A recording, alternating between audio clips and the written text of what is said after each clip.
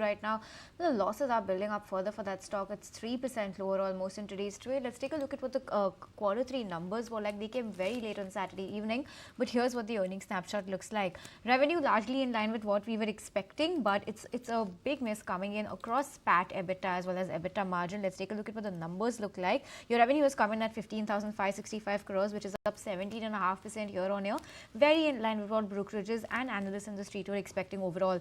Net profit is coming at 785 crores, which is up only 6.5% year on year. We were expecting this number to be anywhere around 873 crore rupees. So that's a big miss coming in on the PAT front. EBITDA also 1235 crores. We were expecting 1,315 crores. So that's also a slight bit of a miss coming in. EBITDA margin, we were expecting 8.4. They've come in at 7.9 versus 8.5 last year. So big miss on that front as well. Now 10 stores added in quarter 3. The same store sales growth for 2 years and above stores, you have 8.3%. That is looking good. That's something that is looking optimistic for this company. The management commentary, they say that they continue to see increased intensity in discounting when it comes to the FMCG category, and that is also impacting the turnover per square foot of the company. However, this impact has been seen lesser in quarter 3 versus quarter 2, so that is some recovery that the management is also eyeing over here. Dmart Ready has grown by 21.5%, and there are certain segments now that certain stores in certain areas where home delivery is their only point of sale, and home delivery is also picking up much more than in-store revenue. Big change coming in when it comes to the top bosses over here. There's a management change coming in. MD and CEO, the current one, Ignatius Naval Norona, has stepped down after 2 decades, and he will be replaced by Anshul Asawa, who's currently the country head of Unilever in Thailand and general manager for the home care business in Greater Asia. So that is one another change coming. That's a big change coming in when it comes to the top bosses. Quickly taking you through what brokerages are making of this. ICICI Securities has maintained a reduced rating, target price 3,300. Nuvama has maintained a hold. They've cut their target price lower from 5,040 rupees earlier to 4,212. Motilal Oswal reiterated the buy rating but also reduced the target by 300 rupees to now 4,450. You also have a bunch of foreign brokerages that have been weighing in. Macquarie has cut their price target by 15%. Morgan Stanley and JP Morgan both slashed their price targets by 12% each, and Jefferies and Cities have slashed their targets by 4% each. So this is what it's looking like. It's been a weak-ish quarter. However, the management commentary is looking positive, but we'll just have to see how long this impact of quick commerce and discounting that the company has undertaken is going to last for, and how many quarters of pain will Dmart still see going ahead.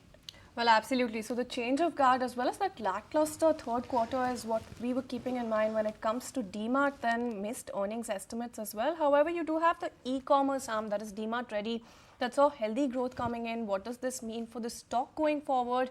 Let's revisit Nikunj's take on the same then. The stock reacted to those quarterly numbers because nobody expected a uptick. It was not like a massive turn which happened in the stock or the business. It was like a 2% uptick. So contraction became, contraction stopped. It's like IT. Those companies were contracting, and now that they've stopped contracting, the stocks have gone up. Also, Dmart or Avenue Supermart came into FNO, and that led to, it's not a very liquid stock. It comes into FNO, there is a bit of a surprise, everyone was short on the stock, and then the bears were caught tail between their legs. The quarterly update does not warrant a re-rating. Similarly, these quarterly numbers which have come out, they do not warrant a re-rating. There is nothing in the number which would tell you that, okay, Avenue Supermart has got their mojo back. With Avenue Supermart, I think you have to either take a leap of faith or you will have to start thinking contra. Leap of faith is that eventually this business is relevant to India. Quick commerce is not going to be lasting this kind of an burn, and whatever impact quick commerce is happening, it's not going to it will not go beyond some major metro cities, and that's where Dmart and the big box retailers have an advantage. That is a leap of faith. Then there is a change of CEO. And markets have always derived comfort from this whole combination of Radhakishan Damani at the top and Neville really running the business. Neville's exit is coming at a time where generally business is going through a slowdown. So his replacement, will he be competitive enough? Because markets have drawn a lot of comfort from Neville. That's the second question. Third is that what would be the time at which value retail in general starts making a comeback, and when would the quick commerce shine start fading away? So those are 3 factors which I think at play. These numbers don't inspire too much of confidence that stock should go higher or needs upgrade. However, if you're buying Dmart, you're buying that okay, there is a great guy who runs it. This is a business which would be relevant, and everyone is positioning against the stock. So based on these numbers, to make a case that it will go back to 4100, 4400, I think would be passé.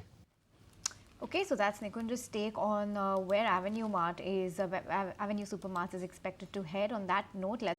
If you like this video, then like, share and subscribe to ET Now.